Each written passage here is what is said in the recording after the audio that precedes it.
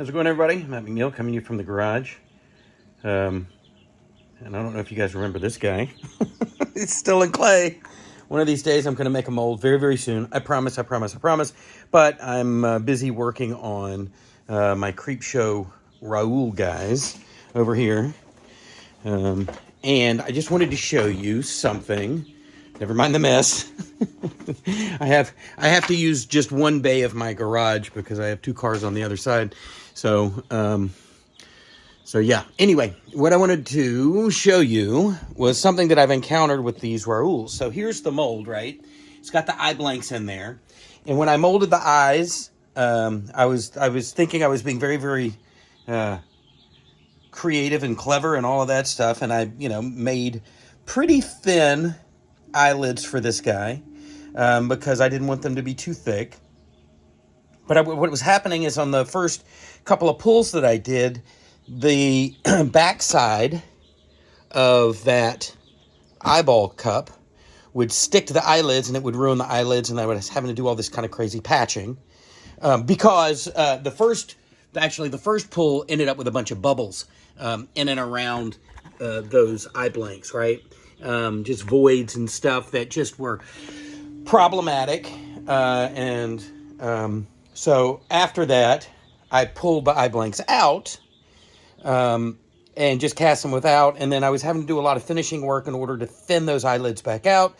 So then I screwed those eye blanks back in, which you can do, which is awesome because they're threaded on both ends. So I screwed the blanks back in because I figured, you know what, if I'm going to have to patch them, I'd rather not have to spend an inordinate amount of time fixing or thinning out those eyelids, because that's more difficult than patching a tiny hole, right?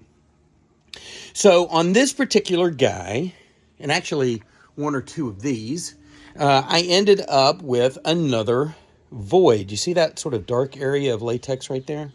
There's a dark area on top of this eyelid. The skin was good, but there was a bubble just behind it. And it's like, well, I don't want there to be a thin spot there because that latex could collapse on itself and get stuck on itself, which would be a big problem. So, you have to go, well, how am I going to fix that? And obviously the blank itself came out of the mold like this one, right? Never mind this flashing. That's easy. Came out like this, with the holes for the eyes like that. But it had a couple of little thin spots on those eyelids. So how do you fix that? So I started thinking about it, and because there was a bubble on the backside, I didn't really just want to make a smeary mess out of the backside of this blank and all of that stuff. So what I did was I popped an additional set of eye blanks from 4Seal that I had here at the house into those holes. I thinned out some latex, and I got a syringe, and I put latex in a syringe, and then I punctured that little bubble area and slowly filled it with latex. And what it did was, because now I have something backing that eyelid, it was able to put that latex exactly where it needs to go. It didn't make a mess of the backside of the blank, so that when I do get my eyes from 4Seal, which are on the way, they'll fit perfectly without having to, having a resulting bump there or something. So just a little trick: if you have a syringe around, if you thin your latex out and you have a bubble that's just below the surface, you can stick the syringe in there and fill that little void with latex, so that you don't have to worry about it potentially collapsing. Now, if you get a bunch of little pinhole bubbles and stuff, you could drive yourself crazy with a syringe, trying to get all those little pinholes. But if you got a big, not even a small bubble, you can fill it with latex with a syringe. So anyway, I just figured that you might find that interesting. And then to further that, if you have something to back it, particularly in the case of an eyelid where you're going to be sticking an eyeball in there, that would then make it weird on the outside, or, because there's a lump on the inside by patching it on the inside. If you take your eye blanks and stick them back in that hole, fill it full of latex, this acts as a nice, perfect, exactly the same as that backer for your patch, and then it'll fill in that gap. As you can see, I'm probably going to come back here and add, just fill that in just a little bit there, and there might be just a little bit of a wiggle there, but otherwise this is looking really good. So I guess the other thing too is I've had a lot of people asking about these Rauls, and I've been dragging my feet a little bit. I've had a lot going on at work, so I haven't really announced that these were available, but they are available. So if anybody wants a Raul, check out my Facebook and Instagram. You'll see what finished ones look like.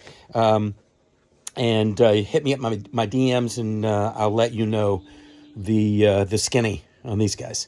So there you go. Working on Raul. I got some Amy teeth printing for that blank. I have a Dream Girl sitting in this mold, so I may have been quiet for a little bit, but I'm slowly working my way through this terrible, terrible mess in my garage. So there you go. All right, guys and girls, hope everybody's having a nice Saturday afternoon, and I'll talk to you soon. Oh, before I sign off, so I used to make a lot of videos on Latex Math Central, but because of it going away and coming back and going away, a lot of my videos that I made very early on kind of disappeared. I've put them all on YouTube. So look me up on YouTube if you want to see any of those old reference videos. Again, I don't know everything, but I certainly kind of flounder my way through figuring out how to do stuff. And if that interests you, check it out and subscribe to my YouTube channel. And I'm going to do my best to post maybe a little more on Latex Math Central, because I feel like it's maybe more accessible to a lot of people who aren't YouTubing. So anyway, there you go. Check out my YouTube channel, and you'll see what I am up to in the garage. So now have a good Saturday afternoon. Hope everybody's having a good one. Talk to you soon. Bye.